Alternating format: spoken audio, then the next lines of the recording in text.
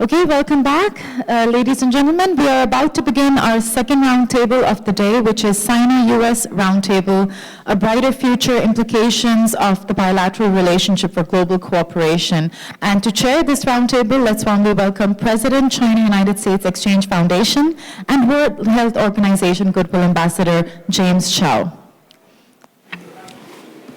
Thank you very much for that kind introduction from wherever it came from, but a warm welcome to everybody here in this room, and a great thanks to the people around the table who are going to be steering this discussion.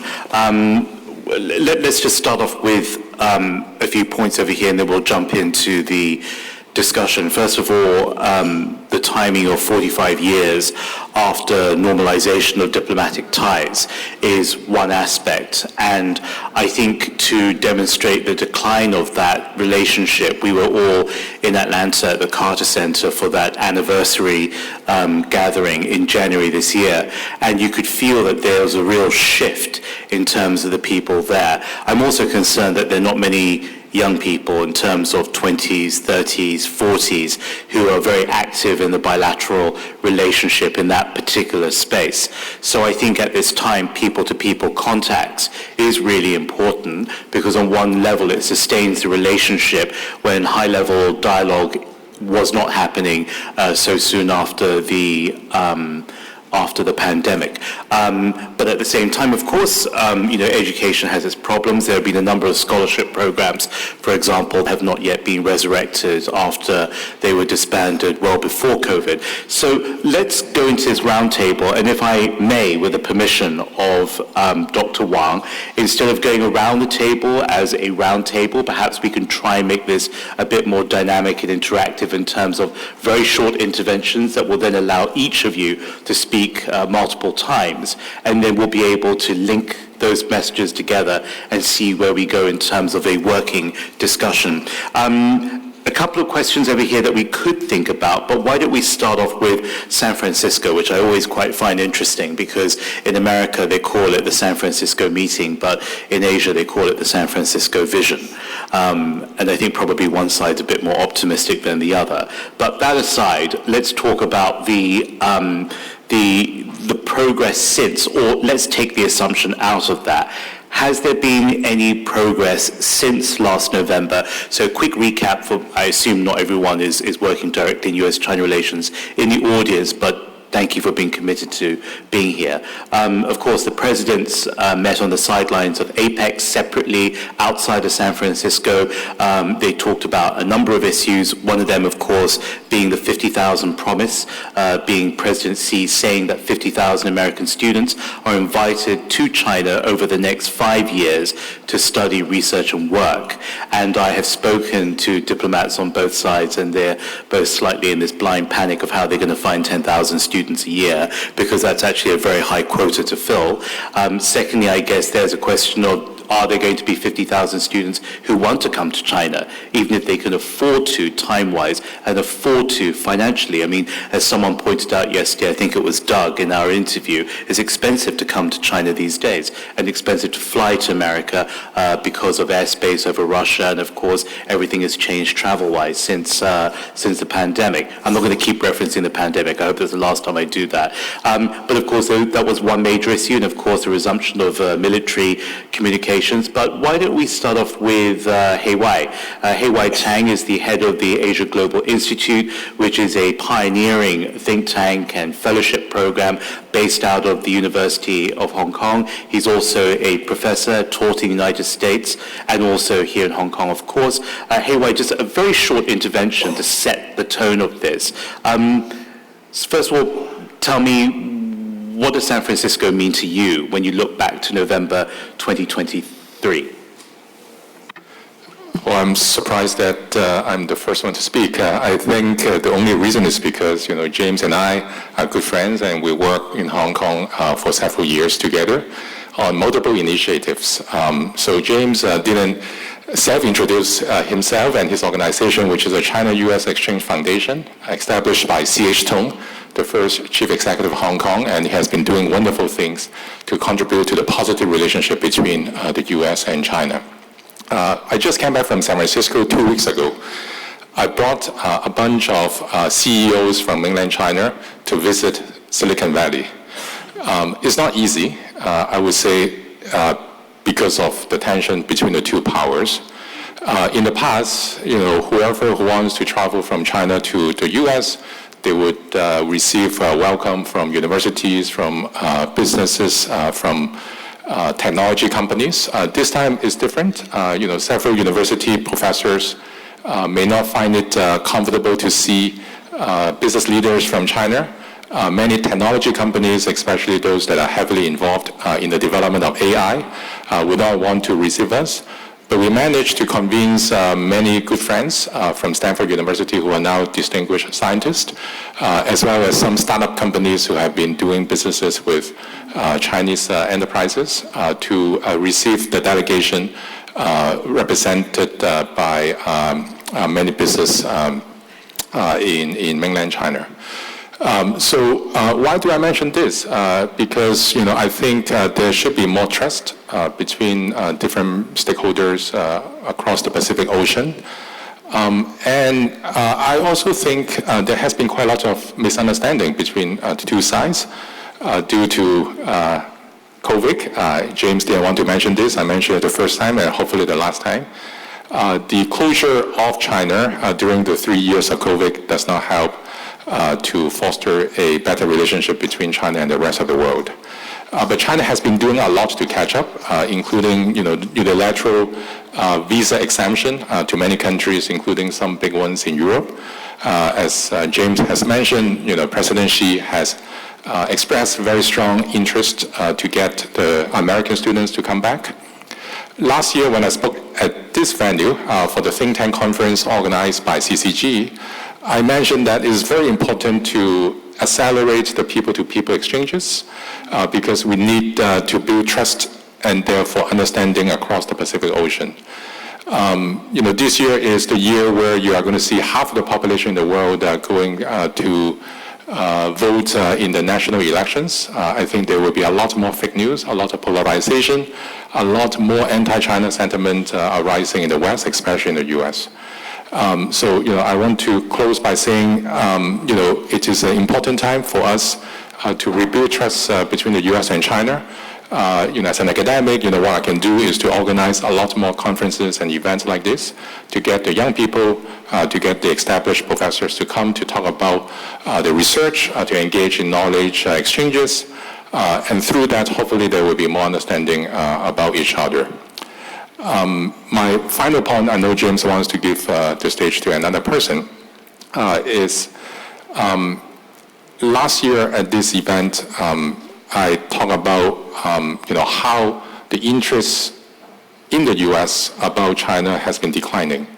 But interestingly, in the last half a year, I started seeing quite a lot of comeback. I represented CUSEF to travel to the U.S. Around a year ago. I think the excitement about me going to talk about the Chinese economy, the U.S.-China relation is not there. But this year, I started seeing a lot more academic exchanges, some initiated by universities like Harvard. So when governments may not feel comfortable to talk to each other on sensitive issues, I think think tanks, universities, academics can play a role and engage in some sort of track to diplomacy. Thank you very much. It's interesting, and thank you, Dr. Wang, for bringing us together in this room. We work fairly closely in Hong Kong, and I didn't know about the Silicon Valley aspect. We just welcomed 6 Silicon Valley city mayors. Of course, they're small cities, but important cities. But we wouldn't have known it had you not gathered us here in Beijing. Thank you very much, Hei Wai. I think going last year to America was really important, even though there may not have been much interest at that time, because it sustains and keeps that interest level there on which this year's interest is completely built. So that was very, very strategic, and we thank you for that. You mentioned about the businesses and business leaders that you met in California recently. So why don't we go next to Roberta Lipson, who is the chairman of the board of United Family Hospitals, of which, of course, she was part of its long history, and vice chair of AmCham China.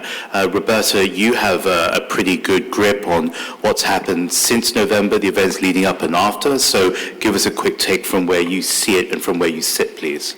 Thank you. Yes, I must start from pre-November. And during the 3 years of COVID, I must say I saw a true low in the U.S.-China relationship, even over my 45 years of living in Beijing and watching the ups and downs of the relationship. Even as the business community, who their interests in the China market are very, very clear, the confidence in the business environment had gone down really to a very, very low level. Obviously, the political talk in the United States had people thinking about complete decoupling. But I'm happy to say for the last year, starting a year ago with the cabinet level visits, with Secretary Raimondo's visits, and Secretary Yellen's visit and Secretary Blinken's visit, we started feeling a lot better about the fact that the two countries were at least talking to each other. And the environment really got better. And in our last business climate survey, we saw a significant improvement in the confidence of the business community, with an increased number of companies claiming they will break even or even profitable in China. And post-San Francisco, first of all, the Chinese economy in the first quarter of this year had a pretty good comeback. But then things started flattening out a bit, and there seemed to be more and more concern about business confidence and a good response from the Chinese government to try to reinforce a welcoming attitude toward international business. So I went 2 weeks ago, I just came back from the annual AmCham door-knock visit in Washington. And because the environment had gotten so much better on this end when talking about U.S.-China relations, we were quite surprised that things in Washington are still really tense vis-a-vis China. And I suspect it has a lot to do with the upcoming election. And we saw on both sides of the aisle some really tough stances on China. On the other hand, there was appreciation and recognition of improvement in certain areas. For example, the dialogues on AI, on the environment, and on commerce, I think have been start to be helpful. Resumption of military-to-military dialogue is something that's very confidence building. We've seen the U.S. appreciates some of the early progress on the fentanyl issue as well. So it's a very dynamic situation. The economy is tougher here. U.S. business sees the economy as tougher. They have some confidence that dialogue has started, but we have some trepidation of what will happen in the next year leading up to the election. So I think that the key is building mutual confidence, and the key is building mutual trust. And I think dialogues like this, which I'm very proud to be part of, is so important and so helpful. The student exchanges. And if China will continue to open its doors not only to students, academics, scientists, but also journalists from the United States, I think China has so much to be proud of that if we just let in the people who could do reporting, both on the wonderful things about China as well as China's blemishes, as all countries have, confidence will continue to build. Well, I hope maybe you will allow us to consider bringing our students to your doorstep so that, you know, when we do student exchanges, we think it's very important that they don't just see a version of China presented by China. That's very, very, very important. But it's also important for American students to meet with Americans in China. For example, Ambassador Nicholas Burns has been very, very gracious in always meeting our students whenever they come here every month. So we hope that we can extend that to you both in your roles in business, but as a representative of business leaders here. Of course, more than welcome, personally, and AmCham, we're also now talking about how we can be a platform to show visiting students and academics that there are career paths related to China, and perhaps a platform for exchanging resumes and internship opportunities. It's worth noting that China just came out, Beijing City just came out with new regulations making it easier and more possible for companies to employ interns from outside of China. Thank you very much, Roberta. Can I jump over, because we're talking about people to people, to James, of course, you know, is the longtime chair, now honorary chair of the China Institute in New York. But I always see you as an example of US-China relations in itself, because your first trip to China predated the normalization by a decade, 1969.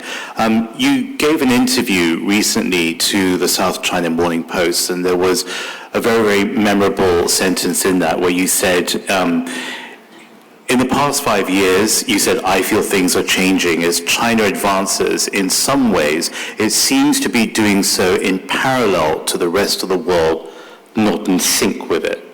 Not in sync with it. What does that mean then? Well, thank you for that kind introduction, James. It's been a pleasure and honor to work with CUSEF. It was one of the first organizations that we partnered with when I was running China Institute, and of course enjoyed the long-term personal and professional relationship with C.H. Tung, so that's something very personally meaningful. Let me just say something first about that. I think that I've been coming back and forth for China for most of my life, and the current situation to me is more than just, I find it alarming. And I find it alarming when you say out of sync. I think we're talking in parallel at cross purposes. The narrative that we hear in the United States, and I'm just focusing here on US because it's China and the world, but today on US, is very disjointed and different from the narrative and from the understanding of China from people who come here. So I work a lot with Americans that are coming to China, both at an institutional level and an individual level. Invariably, 100% of the time, whether it's teachers going, whether it's businessmen going, whether it's academics, everyone comes back and says, oh my God, this is not the China that I expected. This is not the China that I understood. This is not the China that was presented to me that I hear about in the United States. It's so different. And this, I believe that's true, and I believe it's really, really worrisome. So we've started talking about misinformation, disinformation, building trust. How, you can't just build trust out of thin air. You've got these narratives going on about, I personally think it's based on a strong dose of discomfort in the US about its changing position. The position of the United States is in a very different place vis-a-vis the globe and vis-a-vis China than it was 10 years ago. And that's created a lot of insecurities and sensitivities in the US. But I think for the good of the world and for everybody who's in here in this room probably sees eye to eye, we need a restart. We can't just say, oh, let's improve people-to-people relations and expect that to take care of everything. We truly need something to shake up. COVID was like an earthquake on the planet, and we're still feeling its aftershocks. But if we don't have a restart and figure out how to re-engage and restart the conversation and create new narratives, we're headed for a place that's going to deteriorate and not get better. So I spoke a little bit yesterday about in the 1980s when China opened up to Western enterprises and businesses coming, and it wasn't governments that took the lead. It was at that time businesses who wanted access to the Chinese market, and then they lobbied their governments to create policies that supported that efforts. What I would argue now is we need the people. We need human beings in each place to lobby on their behalf and to push that forward and create more initiatives for the kind of exchanges that we see. Now, I was in San Francisco when Xi Jinping and Joe Biden addressed the constituents and heard Xi Jinping's commitment, the most specific one being 50,000 American students to China in 5 years. the only way for this to become a reality, and I think it's such an important gesture and such an important initiative, and I really hope that I can encourage my friends in the US to take up this offer, but the only way we're going to do that is to change the environment around. As Roberta mentioned, as Chau mentioned, we need to think about how we talk. What is social media? What is traditional media? Are we going to have greater comfort levels and allow there really to be touch points? Because we can't talk about trust, we can't talk about friendship until we increase those touch points and the precursors to those touch points. And those precursors are all of the kind of information that surrounds us. So I started too long, I'm sorry. I think that in the absence of the profound engagement that is actually part of the wonderful mix that creates for positive globalization, we saw China developing as a direct answer. I'll take 2 seconds. So we see China evolving and growing and developing, not in sync with the rest of the globe. We live in a world of WeChat, of electronic payments, of which is a very different way than if you step off a plane in New York and New Yorkers are living. So we need to sort of, I don't say reintegrate and become the same, but we need to be able to access each other's way of lives if there's going to be truly meaningful meaningful communication. Sorry, I went on too long. No, I think you've raised a couple of follow-up points that I now want to press on with. By the way, the last time I went to New York, I had this awful feeling because I came out of JFK, almost reached my hotel and realized I dropped my passport. I know, it's the worst feeling in the world. And I managed to get it back by the miracle of miracles. But that, I will never forget that experience at all of coming into New York in that way. But the usual feeling of coming into New York before I realized I lost my passport into this very old JFK, very backdated in many ways. No one's really polite at immigration, but it's the most incredible feeling when you step out and you see the Ubers and the taxis and that rush of humanity. There's only 2 places in the world where I get that feeling. It's when I arrive in New York and when I came back to Beijing. Every time when I lived in Beijing and I would come on the plane, I'd be so excited to be coming back home when I lived here for 14 years. James, you talked about the world of electronic payments.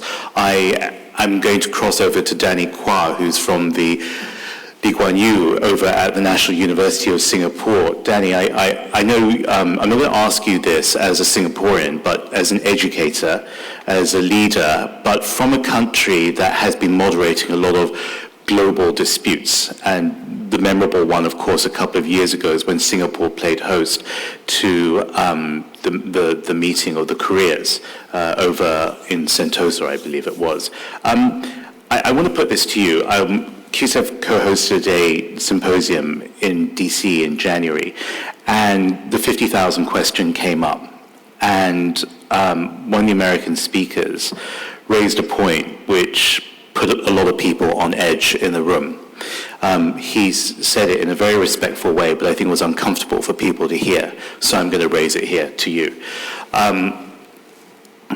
About the 50,000, what then happens if you get 50,000 here? How are they going to pay for goods and a taxi or ride-hailing for a number of things if they're not onto that payment landscape here, which we know is very specific? Number 2, how are they going to learn and research and get around if they don't have access to social media, which is not just Instagram and Facebook, but tools that are important in the learning process? So I'm not going to put our American or Chinese friends in an uncomfortable position here, but as someone in education from a country that's seen as a third-party global moderator, what are your thoughts on that? Thank you, James, for making me feel extremely uncomfortable to begin the conversation. The title of this session is already one that sits, that I and others feel at ease with. To get to your 50,000 question, the Sino-US conflict is something that from where I sit, we are observers. I don't live and work in either of these nations. I feel uncomfortable pronouncing on the day-to-day vagaries of fluctuations in political atmosphere here. So whether it's with reference to your question about how we navigate the reality of daily commerce or the reality of Sino-US tensions, we always, the 80% of humanity that don't live in either China or the United States, we step back and we say, what are the longer term considerations here? Because it's only by understanding that we can try and navigate these daily commercial transactions issues. We need to try and get a bigger picture on this. And in terms of the concerns that you're pressing me on, I suppose I come to this with the idea that in trying to tell the narrative, there's good news and there's bad news. The good news is that in the midst of all this frenzy of whether it's San Francisco or Washington, D.C., or losing one's papers in Beijing or New York, the large geopolitical discourse that sometimes the world latches onto is that we're headed into a new Cold War, or in fact that we're already there. So as I think about your question, I think the first piece of good news is that we shouldn't be thinking about this conflict as a Cold War. The Cold War, Cold War is frightening because, as Victor emphasized for us so clearly just a few minutes ago, nuclear weapons were to the forefront and were very much involved. We still have that today, but the other thing that made the Cold War so scary was that we were looking at a world where each side viewed the other as presenting a system that sought to replace our way of life, that sought to undermine and take over our way of government. And the good news is today, despite all the tensions that we're in, no one in their right minds should be thinking that either side seeks to replace the other in such a way as to undermine and replace their way of life. So that's the good news. However bad things get, it shouldn't get to that point. However, the bad news then is what has brought us to this situation of rivalry and conflict. So if you think about the list of complaints that make up what the discourse was during the Cold War, what the discourse was today, and if it's about 50,000 units, if it's about methods of digital finance, if it's about methods of e-commerce and data privacy, they are way lower in the order, in the pecking order than the discourse that we had during the Cold War. Okay. However, what's replaced them? The number one issue is the other side is taking our jobs. It's dismantling our industry. It's remaking our economy no longer as high-performing as it used to be. This is not the same kind of ideological concern, but arguably it's something that's real bread and butter, and that's where the rubber hits the road in terms of the 50,000 question, what it is we do in terms of commerce. This also colors the way in which we need to approach the reconciliation process. If the reconciliation process is one where the contention is simply over economic supremacy, we need to turn the narrative around from a Cold War narrative to a Coca-Cola versus Pepsi narrative. We need to put things in perspective. And for that, I want to argue that third nations like mine that sit outside the Sino-US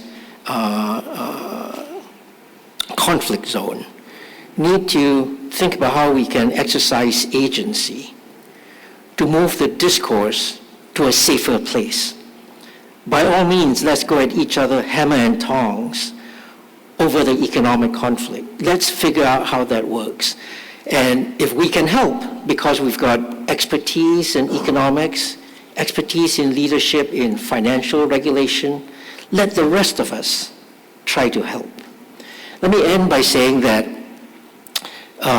of the 9 richest countries in the world,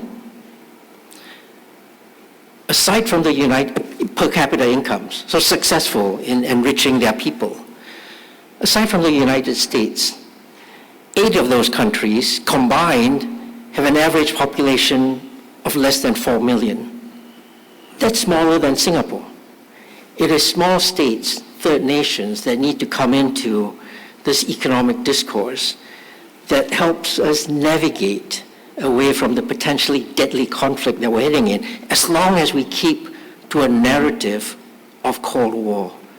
We need to contextualize this properly. So that would be how I look at, if I come into confronting payment systems, I think about how we need to change the discourse. Thank you very much.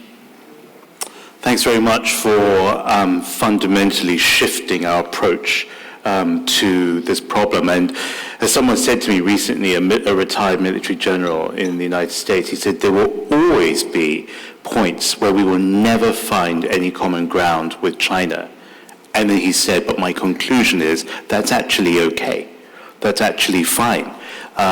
He said fundamentally, he believes that the Chinese mindset looks at the collective, whereas there's a great celebration in America of the achievement of the individual, which is also very important as well. Danny, you've given some further food for thought about third nations.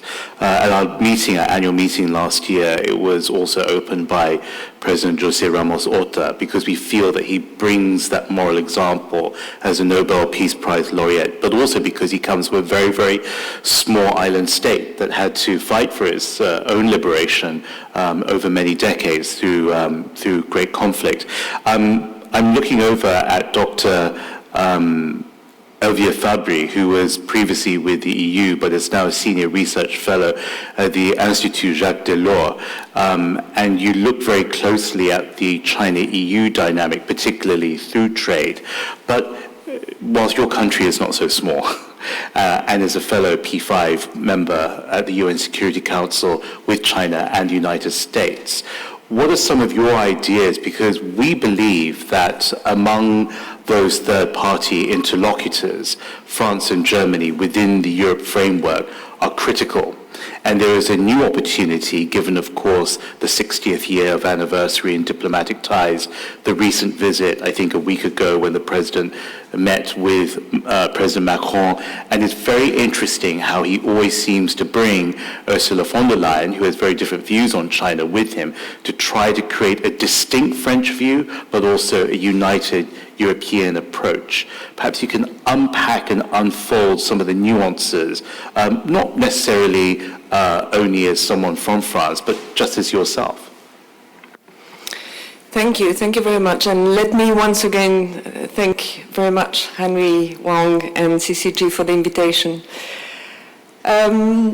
Yes, Danny mentioned the position of Singapore as an observatory.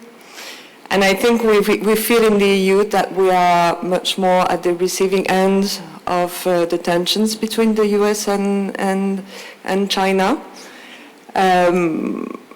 because for the success of its strategy, the US needs the EU to align, and because China needs to access the EU as well for its economic growth.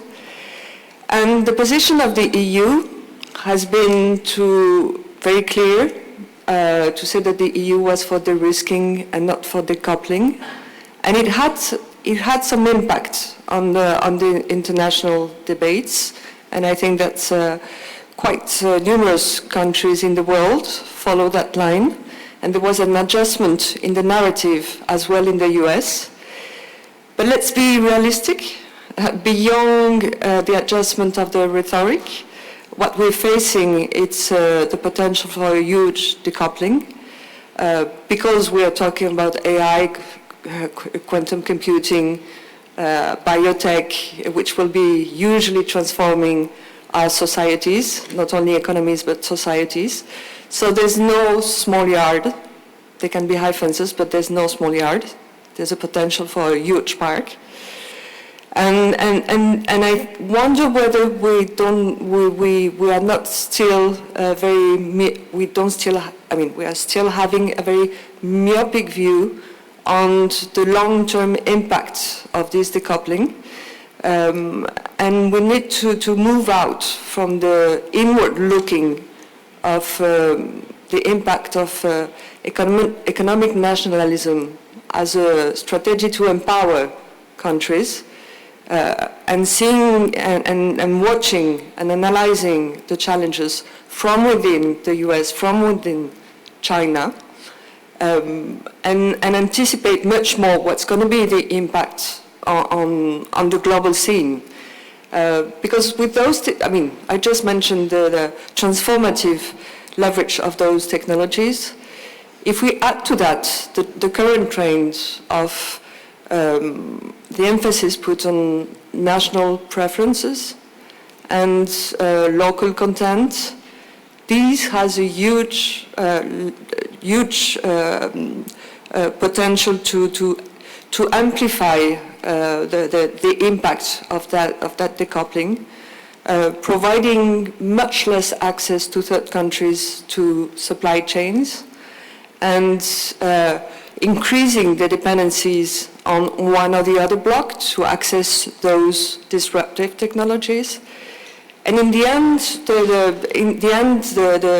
the scenario that we're facing is the one of huge inequalities, increasing inequalities in the world, and the global south will be particularly exposed to those inequalities, which would lead to huge potential of confrontation, local destabilization. And if we want to head to any, turn to any more order coexistence in the world, we need to have really a sort of a good-willing engagement.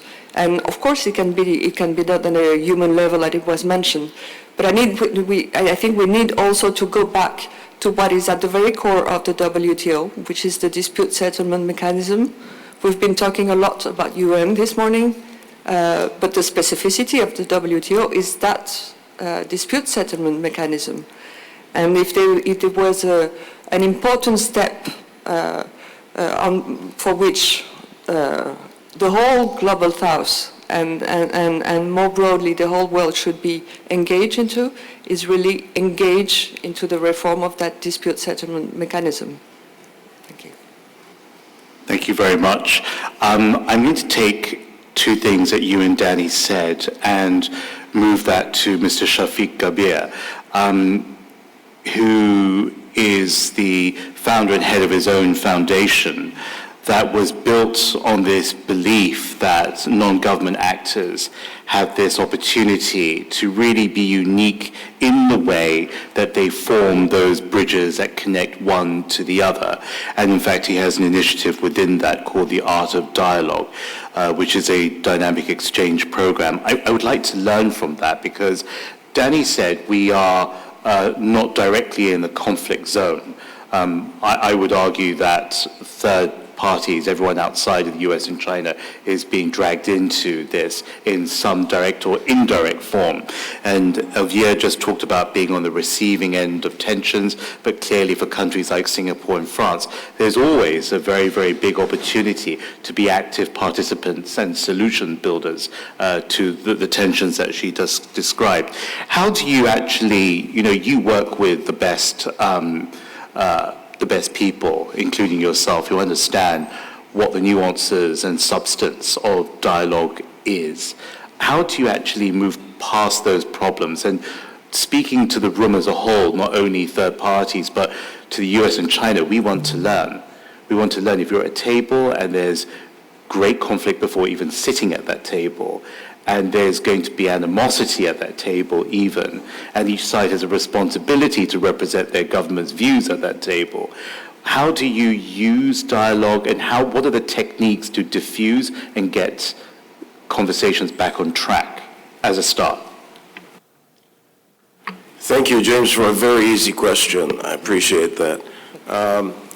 Ladies and gentlemen, I am an Egyptian, born in Cairo, Egypt. Cairo sits almost equidistant between Beijing and Washington, D.C. As a matter of fact, we're closer to Beijing. And thanks to Henry, I am here on my very first visit to Beijing, so I am on a learning course.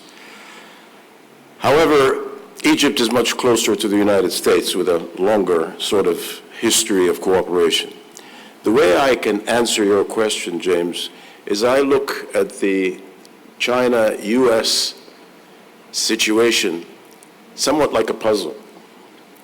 4 pieces are very clear. It's the 5th piece that you just asked me about that I will come to. But to be able to come to the 5th piece, I just want to share with you, if I may, the fact that the US is a young nation compared to China, but it's also an economy that was built, as we all know, based on slavery. It had 600,000 people die during the Civil War. It has been involved in many wars in the modern data time. China, an old civilization, a nation that experienced opium wars, internal political divisions, economic backwardness and closure, has not been at a war in the recent period. As a matter of fact, as Victor Gao was talking earlier, it has been trying to build relationships, but maybe the language is not 100% correct.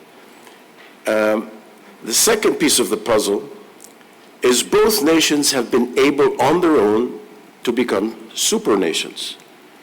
But at the very same time, the third piece of the puzzle is you see talk, sanction, tariffs. And the talk does not seem to be happening in a manner that can build that relationship in a positive way. There's threatening language, there's tit for tat. China bans or blocks Facebook and US social media. The US wants to block TikTok. It reminds me a little bit of a childish activity, really. As an economist, I find this not helping either party. The fourth piece of the puzzle, which a number of speakers have alluded to, and I want to be very brief like you requested, is the fact this has changed our lives. I doubt anybody sitting here will disagree with me. Let me tell you that what is coming down the road is going to be more significant. AI and ChatGPT will create crossroads, either of worsening to the relationship or improving the relationship. That is the piece of the puzzle that we need to focus on. And if I may suggest, coming to James's question, the only way to do that is to look at 2 things. Human engagement, I would even say 50,000 over 5 years is too small. 50,000 a year, given the size of both nations, I think makes much more sense. And it shouldn't be governments that are doing it. It should be private sector. It should be NGOs. When I started my program between Egypt and the United States, the very first hurdle I faced was getting young Egyptians to go to the US. They applied at the embassy, and they were all refused a visa. And when I asked the ambassador, I said, why are they all refused a visa? They said, because they haven't been there before. I said, that's the whole purpose. The whole purpose is to get them out there to get to know the United States. And the program we created was one that was totally based on being able to bring young professional Egyptians to go to the United States, crisscross the United States. Not only go to the White House, but also go to Google, also go to the Smithsonian, go to the Metropolitan Museum. Crisscross cities across the United States, an agenda that is open for them to decide. And vice versa when the Americans came to Egypt. Today we have 142 fellows, a drop in the bucket. But what's interesting is we also co-finance 50% of any project that the Americans and the Egyptians do. And now we have more than a dozen projects that are building and creating a wave of change amongst the minds of these young people. Some of these young people work in Congress in the United States. Some of these young people are members of the Ministry of Foreign Affairs of Egypt. So it is a dialogue that is happening. You may need to strengthen that. One thing that somehow I will just touch upon and then I'll close. It seems to me that when the United States talks about TikTok or China talks about the social media, that we're talking about data. Data is not going to be hidden. I don't care how hard you're going to try. Data is going to be accessible. And the only way that we can find a way to make it safe is very much, we used to have nuclear inspections. We can have data inspections. These inspections can ensure that the data that we are collecting is not a national security threat. But we have to be open. If we're not open, forget it. I went to Google a few years ago, met the senior vice president. Very ignorant question I asked her. I said, how much do you know about me? And she looked at me and said, if you have a smartphone, I know everything about you, your family, your friends, and some people that you don't even know. We have all this information in the so-called cloud. We don't release it unless we have a legal reason. But ladies and gentlemen, I think we all understand that keeping data away for national security is an understood objective. But by sanctioning, by creating tariffs and blocking, I don't think we get anywhere. Data, I mean, you brought up an important point because, social media is, ostensibly, it's also just about life. There's so many people who make a lot of money and make a good living from being content creators in the United States using the TikTok platform. And I'm sure there are many Chinese content creators who have benefited in other ways in America and other platforms as such. So cutting this off for them is also going to be another issue that I think has not yet been fully recognized nor explored. I do want to go back a little bit to the issue of trust and dialogue that we started off with, and to pass that to Henry, because Henry, CCG has done what many people have not been able to do, which is exactly this, which is being around a table, but people respect you and Mabel very much, and CCG here, but particularly in America, at a time when people don't respect and want to be engaged with Chinese. How have you been able to do that? How have you been able to get into rooms big and small and not only be a player in those rooms, but to be a convener in those rooms in countries outside of China?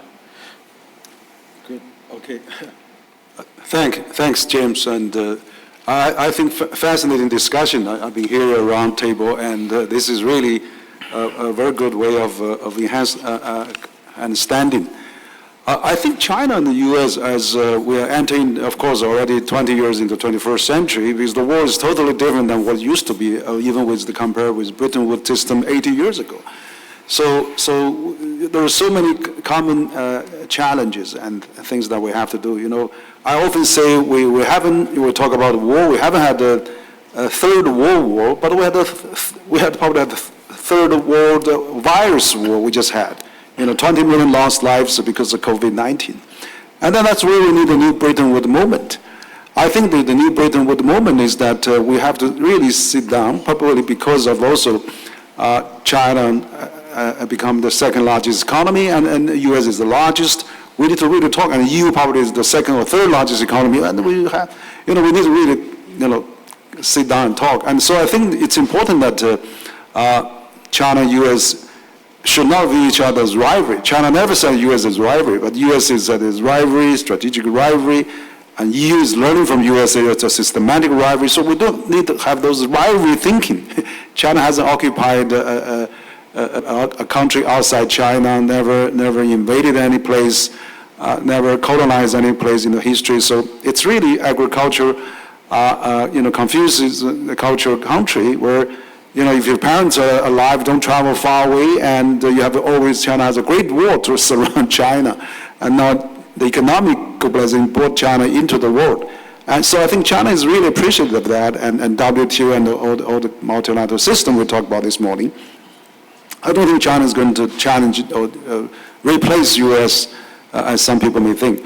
I think there's an issue of perceptions probably. Because when U.S. talk about China, you are so different. You talk autocracy versus democracy. We are superior in the system. You're still backward in terms of your governing models and things like that. We heard many people speak at this table that we really into a multipolar world, but also in the multicolor world and a more diversified world. We need to tolerate different system. I think, for example, in China, the people often say, oh, you don't have, it's not a democracy, but it's not. Actually, it's not true, because China it's unique. We have a democratic system. For example, thousands of years now, China has always a meritocracy. The meritocracy is an election selection, and for example, now every year, about 15, 20 million students go to the exam, about 12 million being selected through the examination voting system into the different system of the Chinese society. And every year is about 2 million, 1 to 2 million college graduates, again, going through the examination system into the government become the official starting from village, county, municipality, province, and to the top central government. So I think you have to really see that China does have a system. If China is not doing okay, how come in 4 decades it becomes second largest economy and lifted 800 million people out of poverty? It contributed over 30% of global GDP growth. China must have done something right. I remember Terry Breinstein, the former U.S. ambassador, when he left China, he threw a farewell reception, and he said, my 3 years in China, I summarize my impression is that first, Chinese people are very family value-oriented. China doesn't have a religion, but they have a strong family value.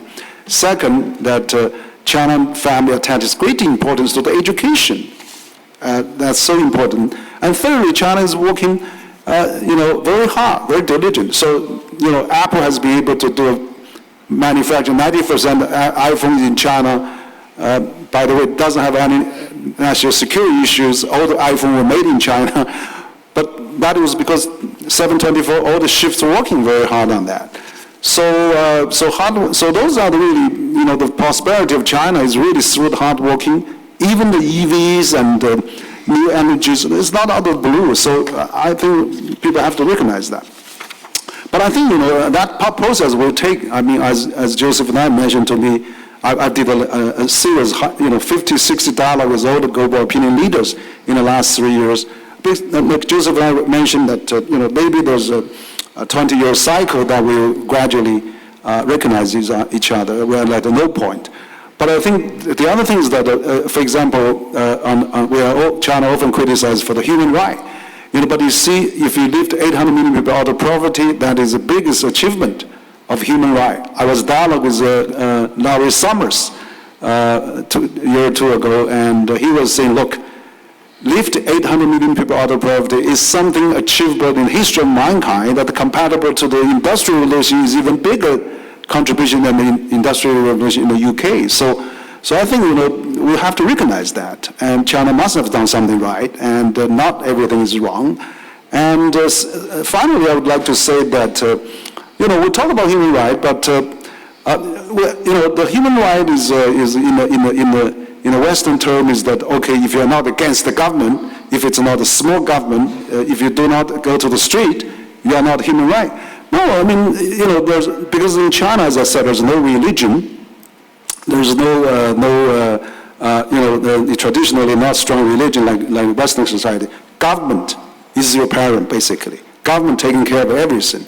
And in China, the government is very efficient, very effective. That's where they build 2/3 of a global speed railway and 2/3 of a global 5G network. So I think that's probably we have to recognize that, and basically people in China, the government is viewed as a good thing in many aspects, whereas in the Western society, the smaller the government, the minimize the government, and government is even the bad thing in the Western sense sometimes. So it's a totally different culture, and that's why I think it can really work together in China. So I think we should interpret human rights more broadly. For example, the United Nations has a 2030 agenda, 17 criteria. Every criteria is about human rights, living poverty, women's right, employment right, all the rights of described in the UN Sustainable Development 2030 agenda. So That is voted by 193 countries. Let's use that as a benchmark to measure the human right, rather than we talk about human rights is just a right against the government. So, but of course, government needs to be criticized from time to time. It should be balanced and checked, absolutely. But we should not narrowly just interpret human rights into just one single aspect. But I think, we should give some credit for the Chinese government, which, created a miracle in the 21st century, be the second largest economy and contributed over 30% of global GDP growth. So I think if we change those perceptions, do not view China as a threat, but as a blessing for the world, we'll have a much better understanding and better dialogue. Of course, we have different culture. We still need dialogue, communication, so that's why President Xi, President Biden met frequently. That is great, and we hope we'll continue. And also the roundtable like this and our conference is really to enhance both understandings. We have all pros and cons and advantage and disadvantage, but we should not exclude each other, should not view each other as a rivalry. So thank you, James. Thank you very much, Henry. I mean, just on that subject, I mentioned human rights yesterday as well. I come from a background in HIV and AIDS in China and in the global response, where the word human rights comes up very often, just in the areas of health and inclusivity. And I think that, no one should be, should refrain from mentioning even that term.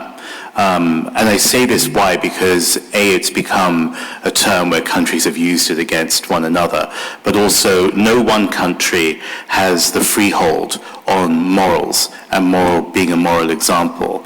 And I think it's descended into that kind of framing for many decades now.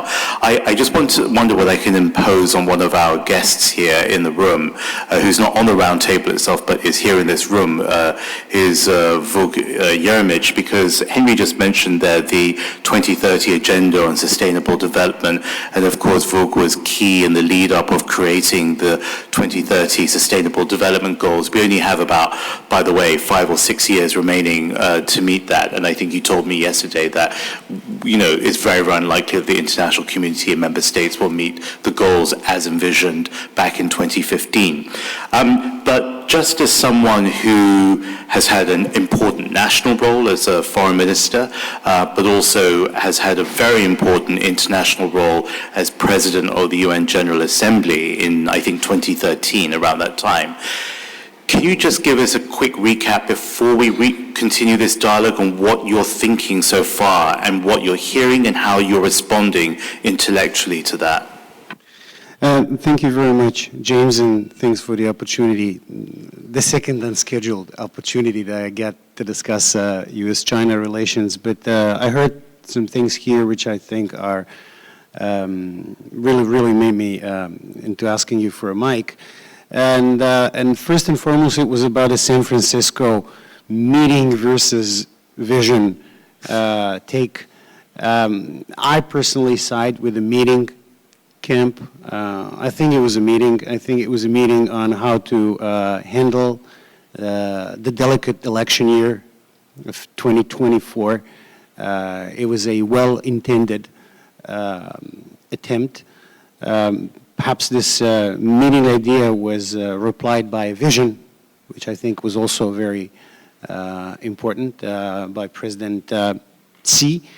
I doubt that from the American side the mandate was there for anything more than a meeting because beyond 2024 it's a bit questionable, the mandate that that President Biden had back in San Francisco. Not too many great things happened in the aftermath of that meeting. The TikTok happened, the new tariffs happened. There were several visits of American secretaries, ministers, which I think was good. Whether or not the messaging was great for all these numerous visits, that's another matter. Mr. Blinken came recently to Beijing with not too many good news and not too many positive talking points, yet he was given a very warm welcome. And I caught it somewhere, I was traveling somewhere, but I caught it on the Chinese TV that they had a story of him visiting a record store, which was obviously a very positive coverage, despite the difficult messages that that secretary had, which I think was great. And when somebody raised here the 50,000 students, 50,000 students over the next 5 years, I think it is an excellent idea. Shafik says 50,000 a year instead of 50,000 over 5 years. I agree with that. It'll be great to prepare, very, very meticulously to prepare the warm welcome for these students in terms of being able to live here with all these payment systems and other things which are difficult to bridge if you're coming from abroad. But I think it could be like a crucial investment in the future. I'm going to give my own contribution to that. I plan on teaching here at Schwarzman College and perhaps in other institutions as of next year. I think it is an excellent idea. But I wanted to point your attention to the fact that it would be great if we had at this table some other representatives of American think tank community. I wish we had American Enterprise Institute with us here, or Atlantic Council, or Brookings, or the Wilson Center, you know, the usual suspects. I think it is critically important that we conduct conversations with them. And perhaps they're not comfortable coming here, and perhaps they're not comfortable, especially in the election year, of extending invitations to their Chinese counterparts. But I think that these discussions and meetings could be perhaps held in different places, in different geographies. And somebody suggested, you know, politely, Singapore is a place where, you know, a lot of people can meet, and Singapore is a great place, obviously, for that. But I come from Serbia, which is a small country. Unlike Singapore, it's not even rich. We are small, but not rich. We have a distinct history of non-alignment. And when most people expected us to side with a certain bloc in history, we didn't. Most people expected us to join the communist bloc after the Second World War because we were a communist country. Yet, we didn't join the communist bloc. We were one of the founders of the non-aligned movement. Most people today expect us to join the European Union, and I tell you here at this table, this is not going to happen, for better or for worse, but this is not going to happen. So we are going to remain a non-aligned country. And I'll tell you perhaps a funny thing, perhaps it's a crazy thing, perhaps it's a proof that we're a crazy country. For about 15 years, the most popular foreign leader in Serbia consistently has been Vladimir Putin. And he's still very popular in Serbia. It is to do with history, both like long-term history or like recent history. But as of recently, as of the last couple of years, there are two more foreign politicians that are in range with Mr. Putin when it comes to popularity in Serbia. One is Xi Jinping, and the other is Donald Trump.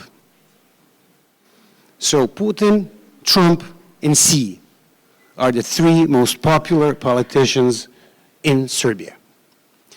So yeah, we're all crazy.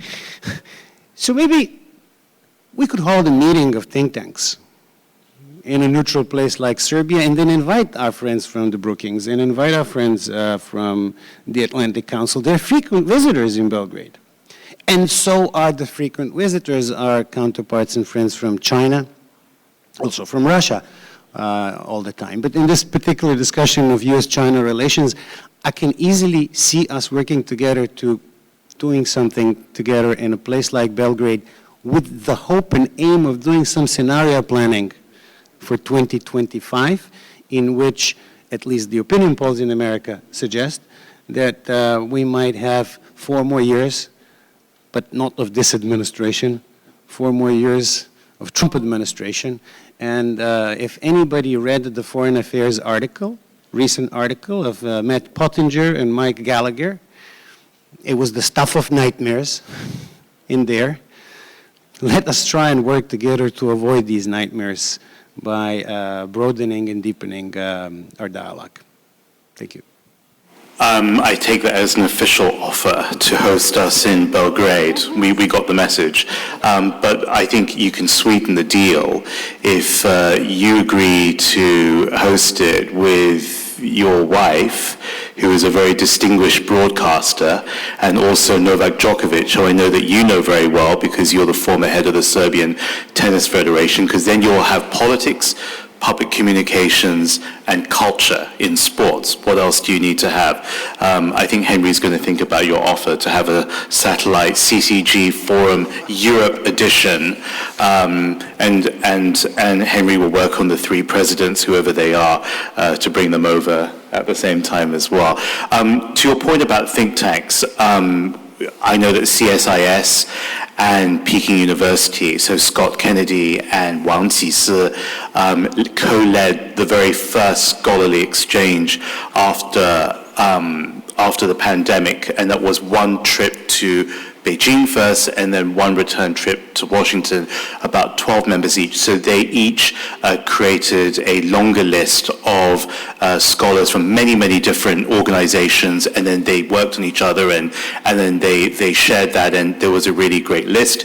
And the Luce Foundation, sponsored on the US side, and CUSEF was able to support a bit on the Chinese side. The second point about Stimson, we've been working with them on the US-China military-to-military dialogue. That's actually the new name of it. It used to be called Sanya Initiative, Sanya Duihua, and that took place recently in Hawaii. So there are aspects that are off record that are happening, and I think, as you said, the think tanks are willing, active, and they know their value. They obviously need the support of people here in this room to be able to do that. Sorry, there's a really 2 or 3 very strong lights behind you, so I wasn't able to acknowledge you initially. I didn't know that you were sitting right opposite me. And may I also take this opportunity to acknowledge the presence of His Royal Highness Prince Turki bin Faisal Al Saud. Thank you very much for being with us here today. I'm sorry I didn't see you initially. It's very kind of you to be here. And also to Mrs. Shafik Gabr as well, who's joining us in the center of the room, of the table. I'd like to throw this open to a couple of academics here in this room. We have academics like Professor Shi Yinghong, who is from Renmin University, who of course is also serving on the Academic Council of CCG. We also have Sun Zisheng, who is the Vice President of the China Foreign Affairs University, and we have David Blair, who was a former professor of economics and chair of the economics department at the Eisenhower School of National Defense University, who also knows China, pretty much inside out for your first-hand experience. Well, you're very modest. You said it was impossible, but it is possible, and you're part of that, and people like Roberta as well. I think it's a time for a little bit of a reflection, so rather than give you a specific question, let's just recap what we've heard so far, and perhaps the three of you could offer your own takes on this. I think one very important point that Mr. Gabr mentioned that we haven't further touched on yet was the point about transformative technologies. And also, I think what he was talking about was the role of governance, maybe. I think he talked about, I don't know what your exact word was, inspections, right? So data. So maybe inspections of data, governance of AI. This has come up again and again and again about what's the future of AI and how do we address that. And Roberta brought up this very important point to me, that you can't have a US-China discussion, really, without talking about the future of pandemics. This is a highly sensitive issue because it involves data once again, and it's become, health has been taken out of its sacred protected space. I think there are 3 spaces that should always be protected. One is academia and scholarship, the second one is health and well-being, and the third is media and journalism. But between the 3 of you, what are you hearing and what do you want to choose to respond to, whether it be some of the points I just mentioned or other points that you have been listening to? Maybe we can start off with Vice President Sun. Maybe you can offer some takes on that.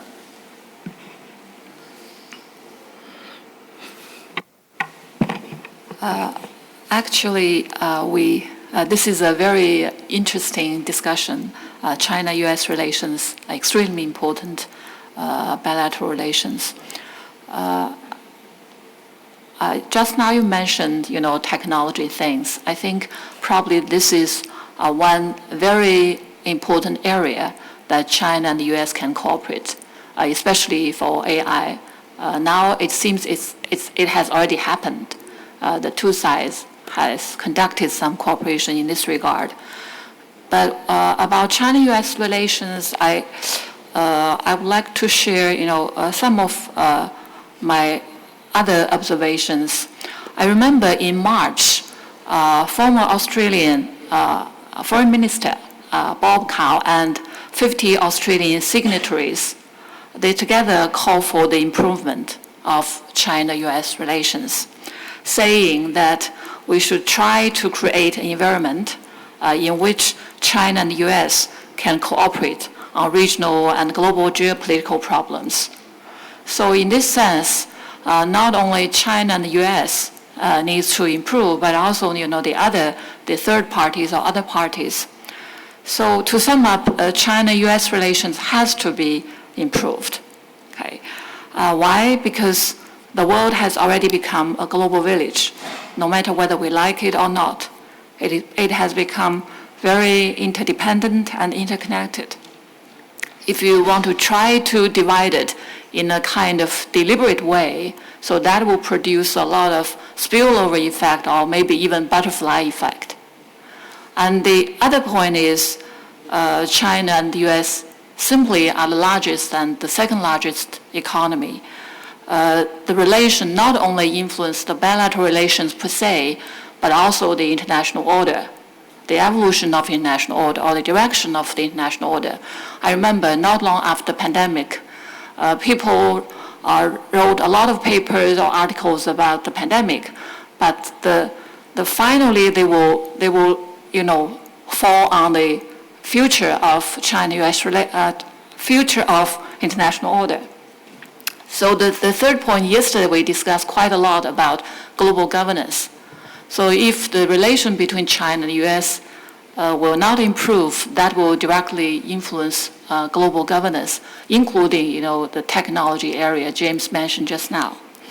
Of course, it's very encouraging. We see President Xi and President Biden has met and produced the San Francisco vision. And of course, we see the increase of high-level exchange of visits, even in the field of tourism. So the summit has just completed. But I think at the national level or political level, it's easier to restore. But currently, the most challenging things are, I summarize it into 3 points. One is the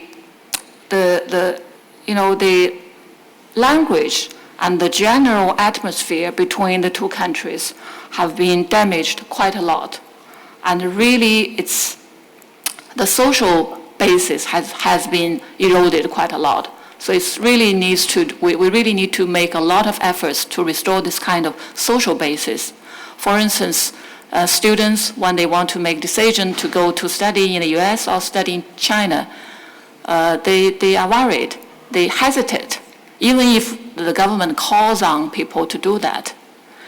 That influences the decision of the parents, the people, or even the tourists. Okay. I think the most damaging aspect is it will influence people's interpretation towards the languages, towards the actions of the two sides. Even it's positive, sometimes it's misunderstood because the social basis has changed. Okay.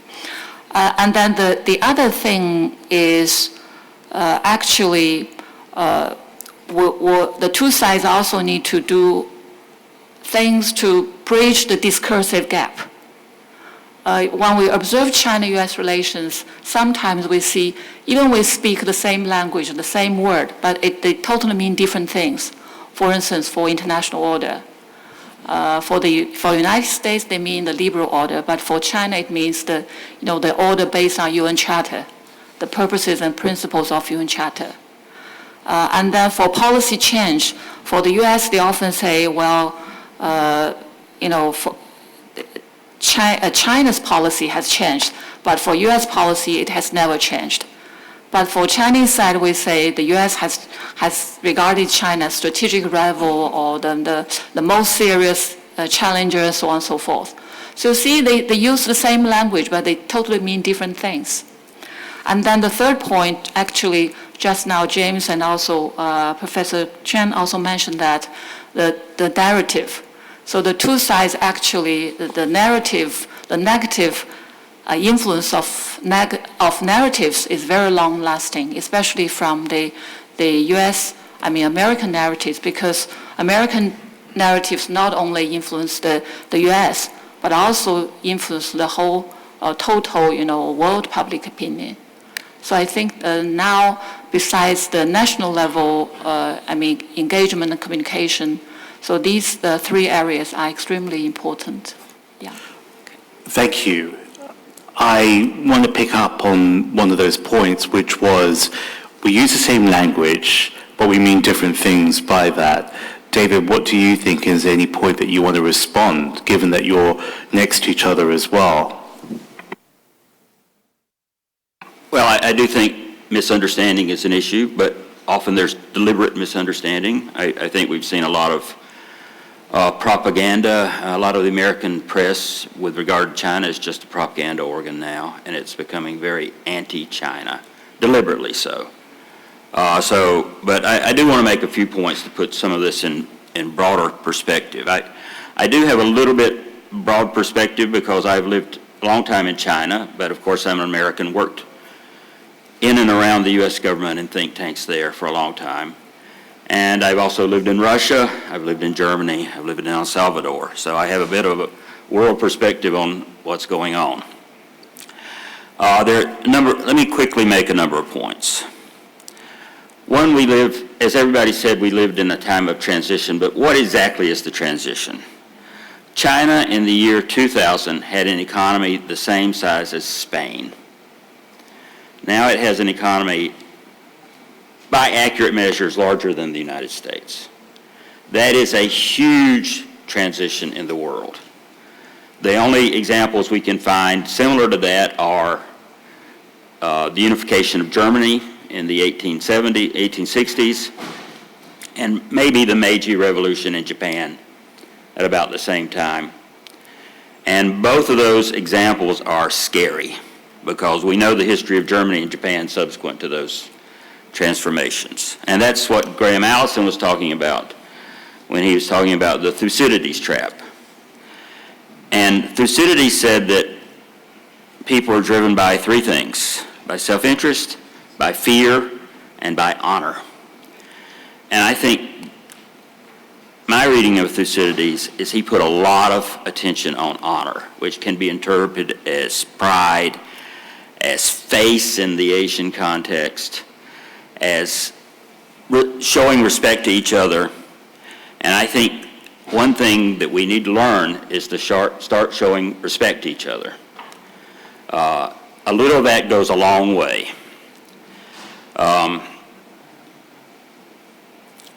I'll give an example, and it may not be popular, but I think when President Trump met with President Kim Jong-un and put his arm around him and said, "I'm not your enemy," and walked into North Korea, that didn't change anything on paper, but it fundamentally changed the situation.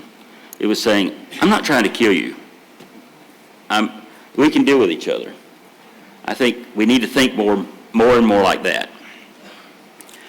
I think probably a little bit of that type of diplomacy would have prevented the Russia-Ukraine war from happening quite easily, I think.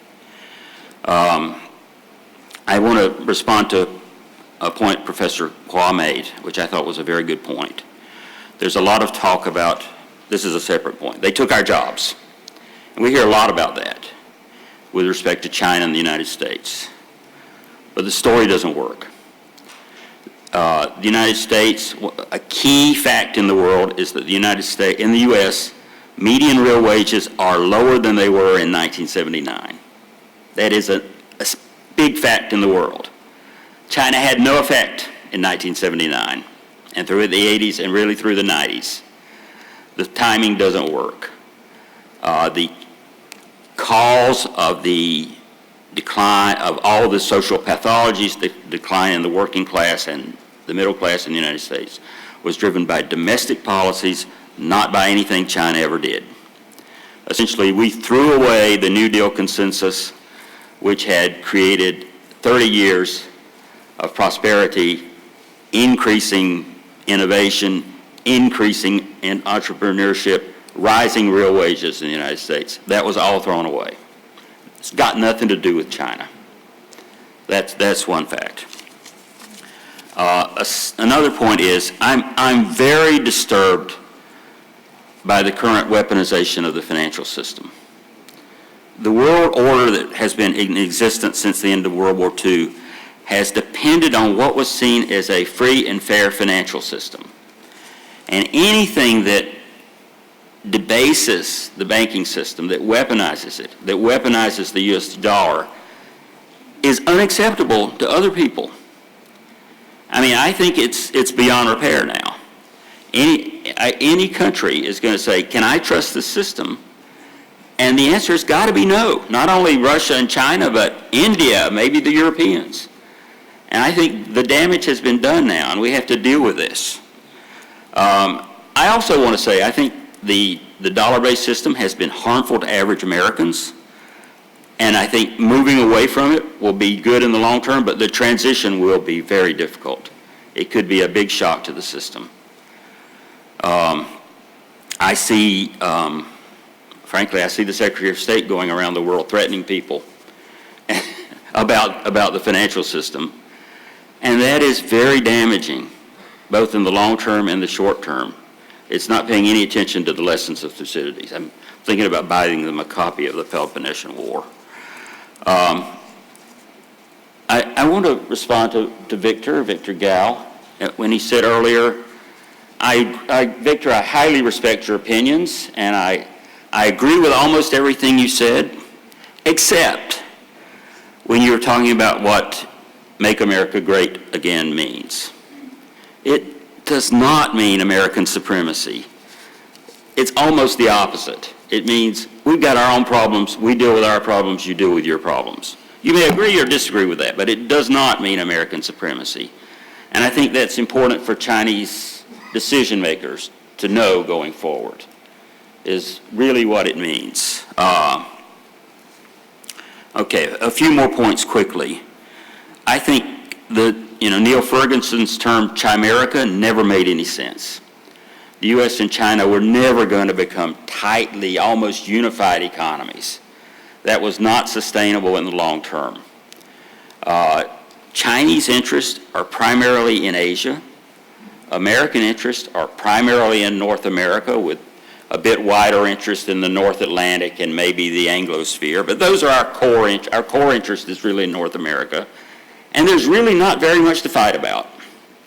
There are very few conflicts of interest, core conflicts of interest, that affect the lifestyle and the prosperity of American people or Chinese people that we have anything to argue about. And we seem to be looking around for things to fight about. I'm almost out of time. I'll hurry here. I think it's very important to look what happened since the end of the Cold War. We talk about the fall of the Soviet Union, but one thing that affected American thinking very much was the first Gulf War. Unfortunately, it was too easy. And so American policymakers reached the conclusion, not only we can be the world policeman, but it can be cheap and easy. And that was a totally wrong conclusion in the long term. But other people looked around the world, and I think in 1992, a lot of the world was willing to accept American leadership because they believed it was both competent and benevolent. I mean, you can quibble about that, but I think that was largely accepted, even in China. The various wars we've been involved in have reduced the view of benevolence and competence. In China, 2008 financial crisis was a big shock. I have a friend who's a senior banker here, and he said, we always tried to study the American financial system. We tried to copy everything. They were our teacher, and in 2008, our teacher failed. And that very much changed the view of the world, I think, in China. But it's probably not sustainable in the long term anyway. I think one thing, we're in a very difficult situation. But I think if we focus on what each country's real interests are and don't get into big arguments about peripheral interests, that's the way forward. I also think people to people. I mean, I think this discussion we're having here is very important. CCG's work with the young leaders is very important. If 50,000 Americans come here, it's very important. I know living in a place, you get a totally different view of the people than you get anywhere else. My closing point is, one of my favorite songs is Sting's song from 1983. And the title is, I Hope the Russians Love Their Children Too. And it's amazing how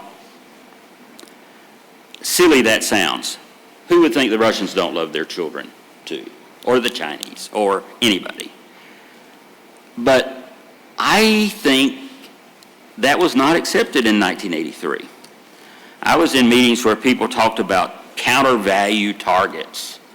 Okay, what's a counter-value target? A counter-value target turns out to be blowing up a city. If you have people-to-people relationships, you're not going to do anything that evil or that stupid. So people-to-people really matters. Thank you very much, David. Shi Yonghong, I know you've got some comments to add to this, please. And I want to talk about huge difficulties to reverse the sliding into the civilized trap. The world history has demonstrated again and again that it has been much more difficult than that in the first or even second side for rival great powers like Athens and Sparta, or the United States and China, to reverse permanently the process of sliding into the trap through residues. Confrontation aggravates anger. Anger in turn intensifies confrontation. Mitigation or even rapprochement leads illusion. Then illusion is followed by disillusion. And disillusion calls back anger, which disrupts confrontation.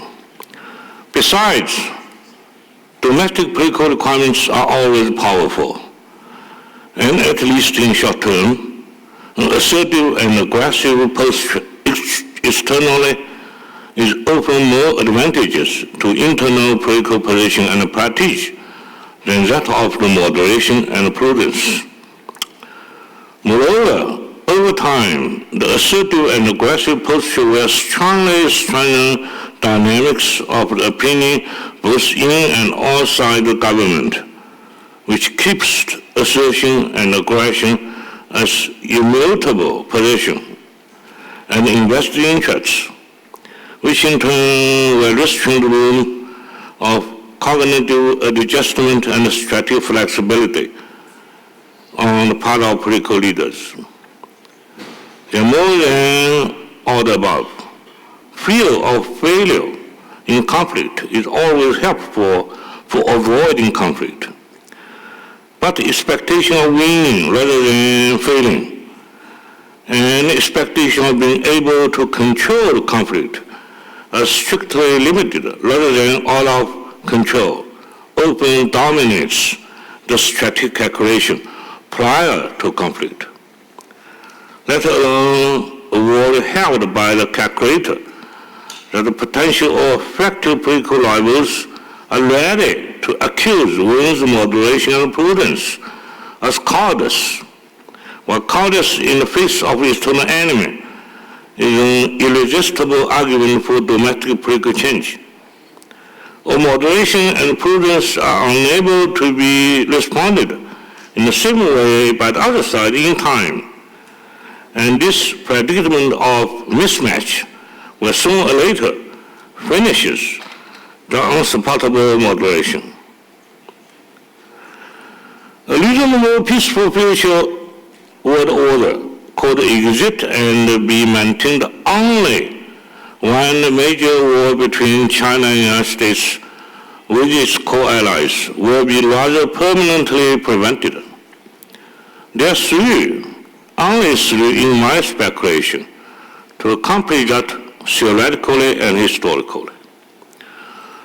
One is most indisputable for its universal mega-physical validity, that of the mechanism of clash between two different-sized black holes, with ever-increasing interactions between them and ever nearer mutual distances. The almost only thinkable way to avoid it is that the smaller one reduces its own masses sufficiently in time, making less and less interactions and longer distances from the bigger one. Of course, we could suppose that both black holes, big or smaller, reduce their respective masses at the same time. But in the universe, single phenomena has been much oftener than that occurred in couple. The second is focusing on each other's domestic priority for a sufficiently long era, with that between England and France from 1588, when Spanish Armada was destroyed, to 1660, when Louis XIV took over the power of France, as a real example. During the near 80 years, France was busy to centralize power under Richelieu and Mazarin, the two great statesmen, while England were preparing conditions for the future Puritan Revolution and Cromwell Protectorate. The third is depending on Clausewitzian concept of duration of conflict, which remarkably helped to change his so-called ideal war or absolute conflict into his real war or limited war through reducing the dynamics of violence over time. There was conflict below the major or total wars, with an inobtainable substantial buffer zone as Armenia between the Roman Empire and that of Parthia from 30 before Christ, when the Roman Empire came into being, to 224 AD, when the Parthia Empire was destroyed by Sassanid Empire. An exceedingly long duration of 2.5 centuries with almost constant conflict, without major war as we understand. After all, reversing the trend toward civilized trap permanently is indeed a first-rate hard nut to crack in political, strategic, cultural, and even history sense. Thank you. Thank you very much, Professor Shi. We are going to begin our wrap-up with some words of wisdom from two people who have deliberately left towards the end of this session, being Wu Shichun, who's been very important in our understanding of South China Sea, which, you know, let's just take that one issue out. I mean, that's a whole dispute in itself. And of course, Doug Bandow, who's done so much in communicating the U.S.-China relationship to Chinese Americans and international thought leaders. I wonder, sorry, because time's a little on the shorter side, whether you could really help pull our thoughts together and just give us some ideas to take out of this room. Okay, thank you, James. Very briefly introduction on the South China Sea issue, because I'm South China Sea guy. I would like to move positive side of China-US relations to negative, from cooperation to competition, even confrontation in the South China Sea region. Due to the geopolitical competition between China and the United States and maritime dispute between China and the claimed states. Vietnam, the Philippines, Malaysia, and Brunei, they are claimed states on the South China Sea issue. So now South China Sea emerged as a theater of political, economic, and security concerns, not only for the countries in this region, but for the world at large. Contrary to conventional wisdom, actually South China Sea issue is not about the contestation over territory or control over resources alone, with facilities including artificial islands, airstrips, or structures being built in the area. Concerns about freedom of navigation, right to interstate passage, have become an overwhelming security issue and made South China Sea a flashpoint, which according to many assessments can lead to military confrontation between China and the United States in the South China Sea region. If we will look at what the United States is doing in the South China Sea, the use of military bases in the South China Sea region, last year the Philippines announced another 4 military bases for the United States, in addition to 5 under ACTA, enhanced military cooperation between the Philippines and the United States, another 5. So now, totally, the United States has 9 of military bases in the Philippines, and also joint military exercises in the South China Sea. Take last year, for instance, at least 30 military exercises targeted at China, led by the United States in the South China Sea region. Just earlier this month, concluded the shield-to-shield military exercises. More than 10,000 U.S. uniforms and 5,000 from the Philippines involved in this, multilateral military exercise targeted at China. So, in this sense, in my opinion, China and the United States need to formulate a new binding law. Why? Binding law, because we have the CUSEF Code for Unplanned Encounters between China and the United States. This one has no binding force and only implemented on volunteer basis. So that's why I suggest that China and the United States needed to formulate a new binding force covering Chinese vessels and the US vessels and the aircraft in the air, on the sea, even underwater. So that is my suggestion, my remarks. Thank you, James. Thank you very much, Wu Shitun. We've got Doug and the American voice. Then we've got Fabienne Zulek, who will be the European. Well, I'm not sure I'd call myself the American voice. Perhaps I'm an American voice. It's a pleasure to be here. The topic we are discussing is an incredibly important one. And let me offer, I think, my concern as to where we stand in terms of U.S.-China relations. At some level, the question I think we must answer is whether the world is large enough for a prosperous, ambitious America and a prosperous, ambitious China. And what I worry is, at least in Washington today, that there are those who would answer no, that it is irreconcilable to have two prosperous, ambitious countries working together. And that, I think, frightens me, and it should, I think, concern all of us. San Francisco certainly was useful. It reestablished communication between two great powers. It reestablished meetings. At one point, the administration was attacked for sending the Treasury Secretary to Beijing because that was viewed by the Republicans as appeasement, as if having a cabinet minister talk to another cabinet minister is appeasing. This communication is very important, but what needs to be discussed, there are no easy answers.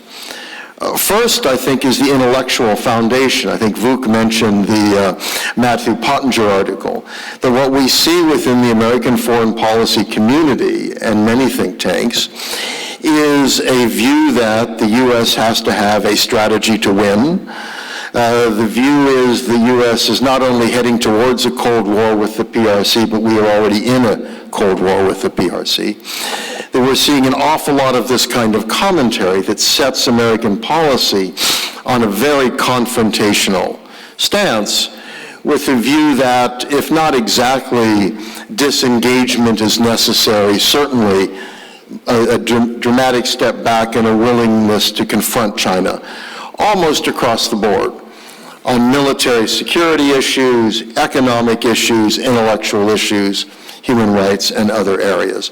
And this will make for a very challenging relationship.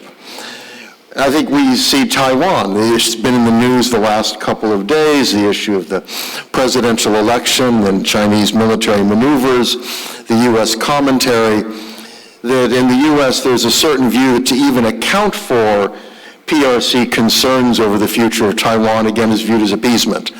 That to acknowledge and reflect upon the interests of another great power itself suddenly becomes a badge of dishonor in Washington. And that shows the challenge, that how can we work together if in one capital it becomes basically you are discredited. If you don't have to accept Chinese concerns, but to at least acknowledge them and to reflect upon them and adjust one's policy perhaps. That the voices of moderation are fewer, where we have a former Secretary of State and a former National Security Advisor who advocate the recognition of Taiwan, which we could imagine what that would spark as in between our relationship. On the substantive issues, we see confrontation at almost every level. We see sanctions being rolled out now in terms of China and the issue of Ukraine and Russia. Yet another one being rolled out. We're seeing tighter controls being issued in terms of semiconductor chips, the idea of moving on to artificial intelligence, expanded sanctions, expanded controls. We see the tariffs, where not only has the Biden administration kept the Trump tariffs, but now has added its own in terms of EVs and other products. And I think any one of these issues one can accept and believe in the American position. Nevertheless, what we see is across the board, one after another, piled upon each other, which is setting the U.S. against the PRC in very, very, I think, problematic ways. And if you add them all together, it's very hard to see how one comes out of that with a positive cooperative relationship for the future. And then where do we go after the presidential campaign? My view is that until November, very little good is going to happen. That as we get closer to November, there's likely to be more political attacks on the PRC, both parties. It was mentioned Mike Gallagher, who recently left Congress, but he was chairman of a special committee in the House of Representatives on China, which was created for the specific purpose of coming up with legislation to attack China. That this has become very much part of the American political system. And the, edge where this goes, the two recent attacks on China, one from a congressman who announced that he had evidence that the PRC was behind student protests on the issue of Gaza and Israel. I have to admit I find that rather incredible. Nevertheless, that is presented as fact, that Americans are incapable of demonstrating over issues, that they must obviously be motivated by Beijing. And the second was from another organization making the argument, the whole issue, very complex, of transgender sexuality. It turns out, I was told, that was also an issue fomented by Beijing.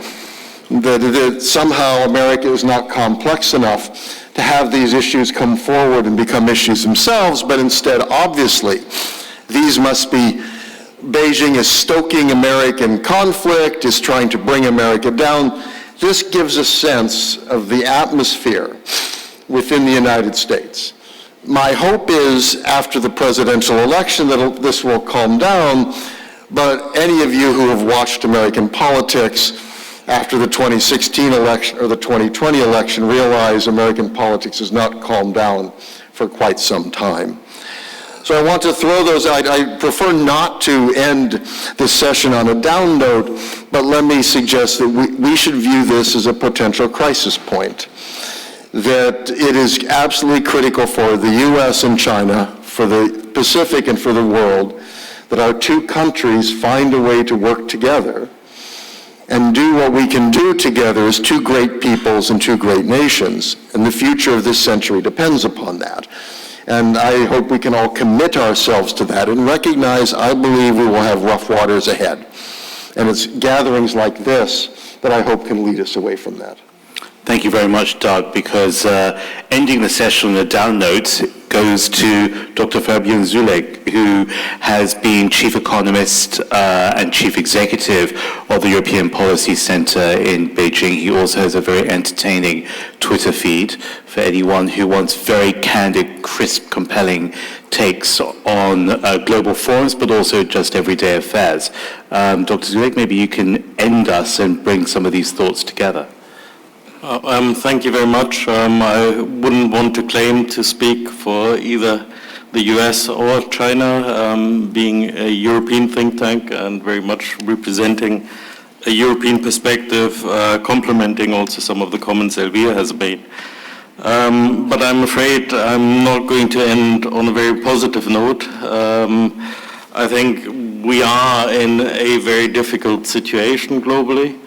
And I think we have to recognize that that is the reality which we are facing. Part of that is, of course, the relationship between the US and China. But we have many crises. Yesterday I was already talking about that we're really talking about a global perma-poly crisis. It is something which unfortunately is having negative impacts already on all of us. And unfortunately, I think it will continue to have negative impacts on everybody in the period to come. And from a European perspective, the most direct symptom of that crisis is Russia's aggression against Ukraine. It is Russia's aggression against Ukraine, which not only has implications for Ukraine, but it is a direct threat to European security. And I would caution our Chinese friends not to listen to voices who claim to represent Europe but don't. The vast majority of Europeans are very clear that this is a threat to our security and that it will have to be addressed. What does that mean? It means the territorial integrity and the sovereignty of Ukraine has to be a priority, and that means there has to be support also from the global community to continue that resistance against Russian aggression. I think what is also clear is we need to have a different multilateral system, a multilateral system that can guarantee that we address the breaches of international law which are there, whoever is committing them. And that also means that we have to go beyond paying lip service to a reform. Very often it is the case that we all agree on the principles, but when it comes to the actual translation of that into reality, we don't see progress. And that is something which will have to change. We need a system which reflects also a more multipolar world. But a multipolar world is not a multilateral world. A multipolar world carries the danger of being a world without any rules. And I think this is something which would be extremely negative for everybody, not least because it would also mean that we cannot achieve the global commons, which we have to achieve. And in that context, I want to emphasize again climate change. I think it is extremely important that we don't lose sight of this existential threat, which we are currently not addressing. And the world will have to do much more so that we preserve this world also for future generations. And I think that has to be a focus of our policy going forward, a real intergenerational approach which takes into account what values, what interests future generations have. So unless we take decisive action collectively, then globally we're facing a risk of further conflict, further confrontation, and climate change, and I think that is a world we should not bequeath to our children. Thank you. Fabian, thank you very much for bringing up climate change. This is both the opportunity and the potential fallout of a damaged US-China relationship. And it also demonstrates, in mentioning there, that it would have been absolutely impossible to cover the many important primary issues in this one session as it relates to the United States and China. If we had had more time, we would have gone back to the question of the future of pandemics. And also, I probably would have asked Wai to finish up with a comment on Hong Kong, given that it has been dragged into some of the worst aspects of this geopolitical contest, and it's having a big impact, a deep impact on the lives of the 7 million plus people who live there, who want no part of this dispute, and also on the many, many millions more who transit through Hong Kong in some way and call it their home in some way as well. But a great, great thanks to everybody around this table for participating in your many different and valuable ways, and thank you again to CCG for creating this very important space and opportunity to unpack US-China. Thank you very much to Wang Huiyao and to everybody at CCG for that opportunity. Thank you. Okay, so thank you, James.